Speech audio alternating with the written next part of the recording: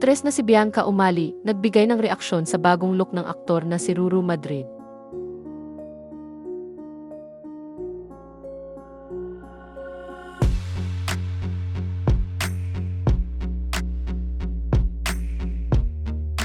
Isa ang aktor na si Ruru Madrid sa cast members ng upcoming film na Green Bones na official entry para sa Metro Manila Film Festival 2024. Kamakailan ay nag-post ng mga larawan ang aktor sa kanyang social media account kung saan makikita ang bagong hairstyle nito.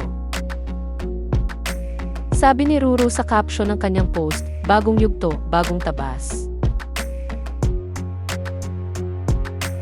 Eksklusibong nakapanayam ng Pep.ph ang aktres sa Preview Ball 2024 na ginanap sa Grand Ballroom ng Manila Marriott Hotel sa Pasay City. Doon ay tinanong ang aktres kung ano ang reaksyon niya nang makita niya ang bagong look ng kanyang jowa.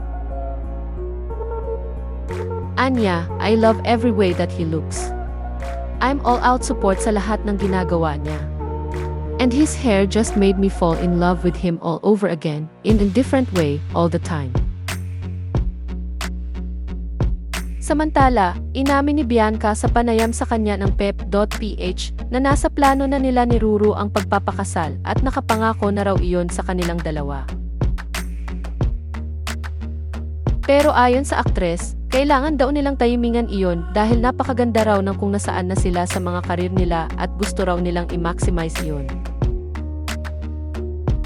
Matatanda ang naging guest judge ang aktres sa unang episode ng Kaloka Like Phase 4 segment ng Kapamilya Noontime Show na It's Showtime. Isa sa contestants noong araw na iyon ay ang Kaloka Like ni Ruru na si Kevin mula sa Quezon City. Sa palitan ng kulitan ng dalawa, sinabi ng aktres sa Kaloka Like ng kanyang jowa na, "Nagsabi ka sa akin papakasalan mo ako, hindi mo alam anniversary natin."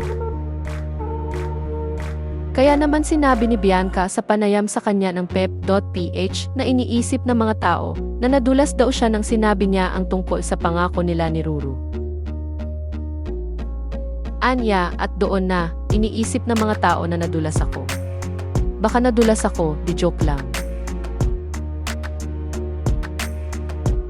Sa ulat ng 24 oras ay sinabi ni Ruru na simula nung unang beses niyang nakasama at nakilala si Bianca, ay pinangakuan niya na agad ito na magpapakasal silang dalawa, pero hanggang pangako lang daw muna sa ngayon.